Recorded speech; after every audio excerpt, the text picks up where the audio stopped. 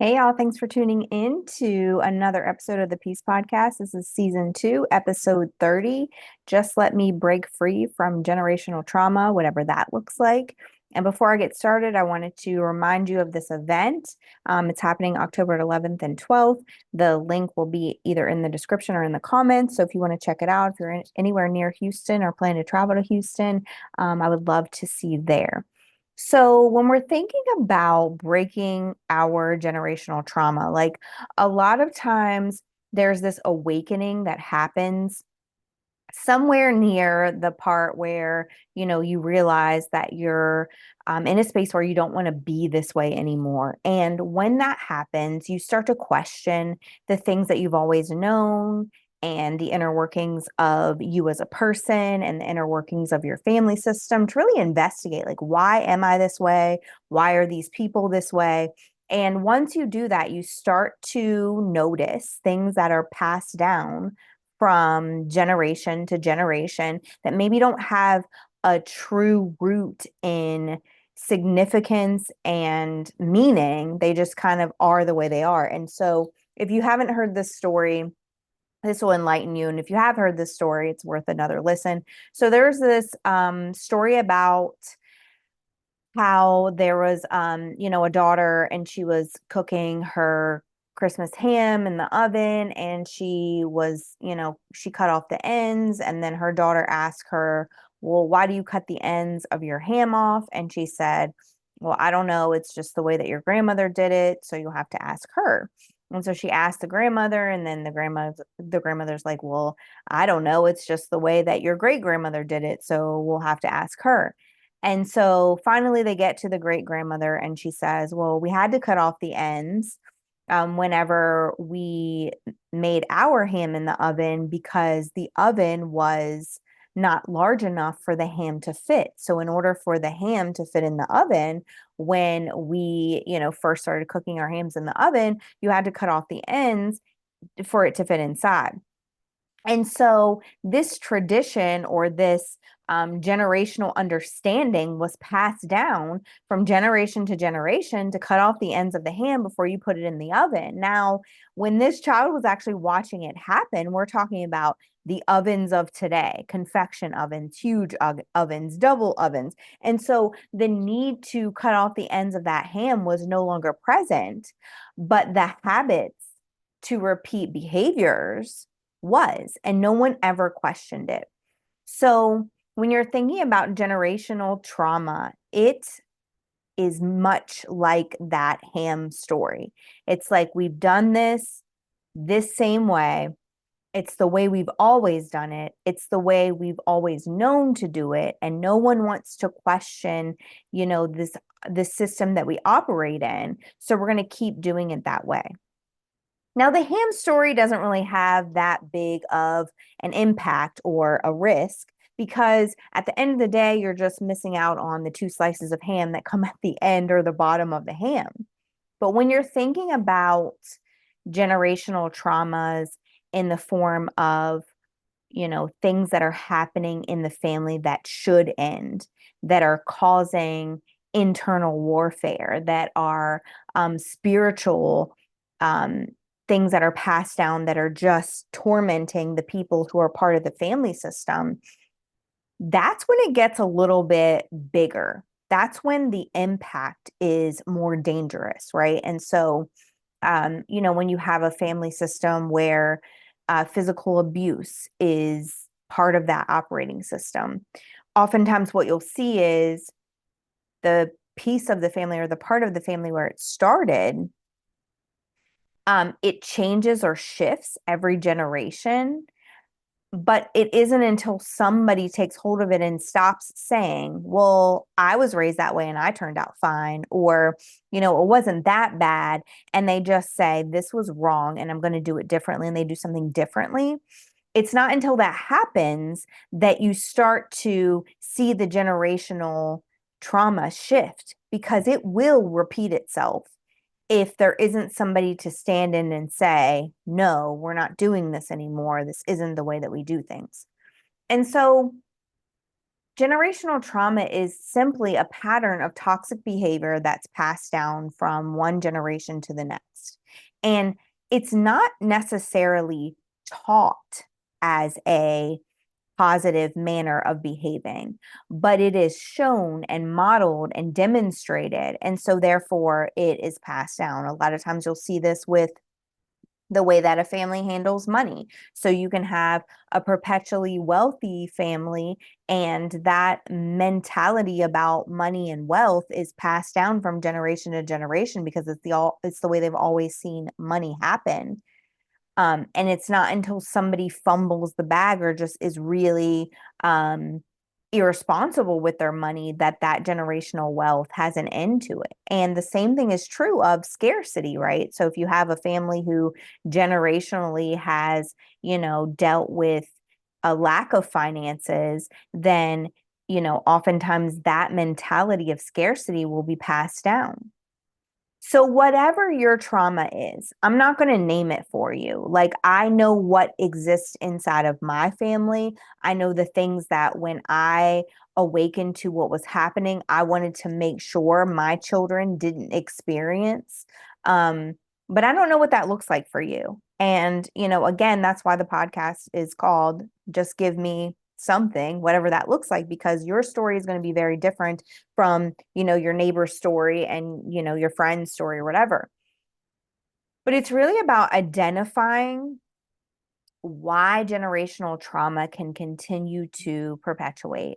It's about identifying why you're still in that system and you haven't fully awakened to the change that you can make, and really prepping yourself for doing something about it. Because if you're anything like me, you don't want those toxic behaviors to continue.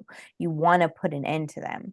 So, the first thing you really need to do is lean into the feeling that something is wrong, even if it feels comfortable.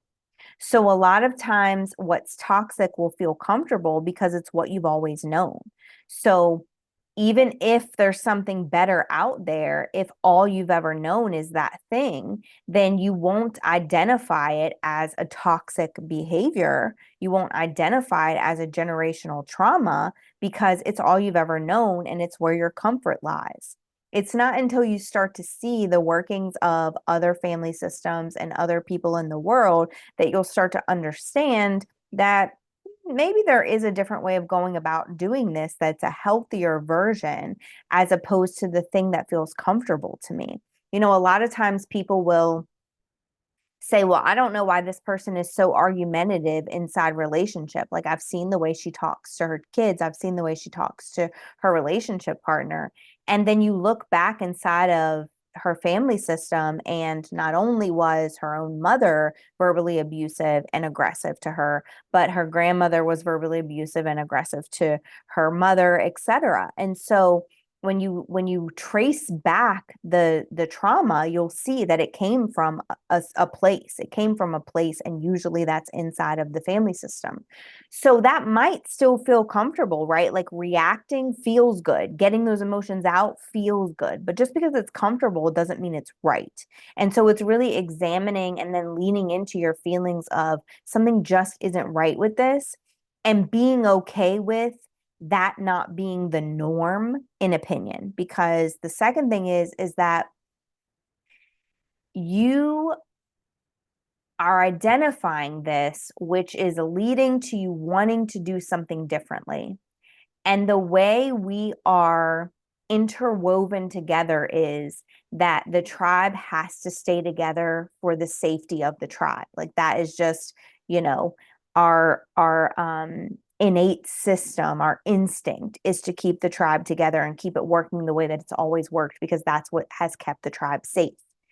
And so when you step out and say, I'm going to do something different, it's a threat to your family system, because they, one, need it to continue to operate the way that it's always operated, because they feel like that keeps them safe. And two, when you question the family system, then you start to question the people inside of it. And you're dealing with a lot of people who don't want to be accountable for the behaviors that they exhibit. So even if the tribe is telling you, don't step out, don't be the black sheep of the family, keep things the way they've always been, keep quiet about this thing because this is, a family secret or whatever it is, you have to decide that you're going to do something different anyway, regardless of what it looks like. Because oftentimes when you're following what God has given you and the plan that He has for you, it might mean that you have to go against a plan that your family thinks is for you and has set for you. And I've seen that several times, even on like a big platform, when you hear like the Jay Shettys of the world talk about their family's plight for their life, and then them discerning that that wasn't what was for them, and their family kind of turning against them because in that culture, these are the only, professions that are regarded in a positive light. And so, even if you know that your family system is not going to be okay with you doing something different, you have to do something different anyway. And part of this is also understanding that they won't want to change. They're not going to want to do things differently. And you might not either. So you might be resistant to the change that it takes to operate differently. Because I can tell you that when you're the one who changes things, it's heavy lifting. Like that load is very heavy. And because it's heavy, it requires a lot from you, but it also requires that level of push from you while you're also getting pushed back from the people who are supposed to be the closest to you. So that makes it even heavier.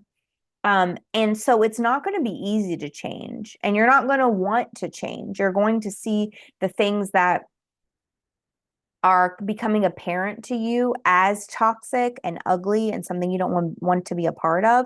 But it doesn't necessarily mean that you'll automatically snap your fingers and change. It's not until you start to decide that you want to do something that's healthier for you that you'll start to realize that you have to make a change first. Because if you've done what you've always done inside of a system that you've always known, then it's just going to continue to be a cycle of that same system. But if you change things and do something different, then it's going to break the cycle of the system, which not everybody's going to be a fan of. And when when people want to be in the shallow water, when they want to have those shallow conversations, when they want to gossip about all their family members, they're going to be resistant to coming to the deep end with you, no matter how much changing and shifting and light is shown on your situation. So when you go into the deep end and you're calling them to elevate into a greater space where there's not gossiping and, you know, um, abuse and all of these toxic traits, it's going to be difficult for them to do that because they know that once they come into the deep end, they're not going to want to go into the shallow waters anymore. Even if they are drawn back there, they'll know that they have the potential to go to the deep end and they're not going to want to stay in the shallow. And so oftentimes that requires for you to be swimming in the deep end by yourself. And so you have to realize that you may be alone. You may have those shallow people that are going to be resistant to you trying to elevate conversations, to you trying to, bring different perspectives into the room, to you naming the things that are actually happening in the system and trying to call them out so that other people will recognize them and make a change. Like the person who does that is definitely the person who is frowned upon. The person who says, no, I'm not going to regard this person as this great and wonderful part of our family because in actuality, they did these things. They used religion to beat people over the head with it and be abusive, and they turn more people away from Christianity than they turn to Christianity, right? Like if you call that out, people are going to probably shun you, and they also may argue against you, and you know what you know and you've seen what you've seen. And so You have to understand that sometimes that calling on your life to be the one that changes things also means that it requires you to see the family system as it is and understand why it is the way that it is, but to still lean on what God has told you to do, regardless of who you receive the pushback from, which is not an easy place to be. You have biblical stories where brothers are the ones who turn against you and you have to go live that life and come back and show what God has done in your life regardless of how alone you were. And that could be your plight too. But if you're in a space where you're identifying that the generational traumas that you've experienced end with you want them to stop with you right here, then you have to really, truly succumb to the process. And that process isn't always the easy one. That process requires you to throw in your towel of needing acceptance for the sake of standing up for what's true and right. And it requires you to stand up to people and to eliminate their behaviors in the next generation, meaning your own kids, so that it doesn't perpetuate itself.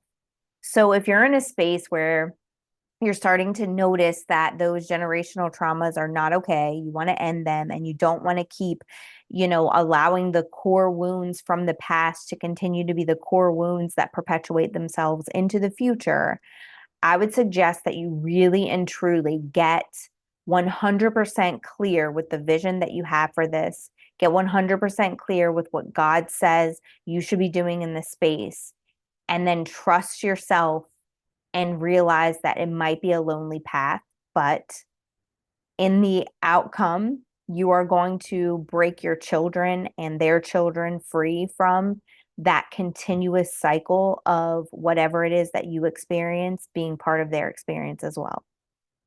If this video or podcast helped you, make sure to go to my social media platforms, like and share. Also, subscribe and share this video with anybody who you think that it may help. Remember that knowledge gained and kept to yourself is selfish, but sharing with other people may just break them free from the bondage that they've been experiencing. I appreciate you guys so much for tuning in, and I will see you again next time.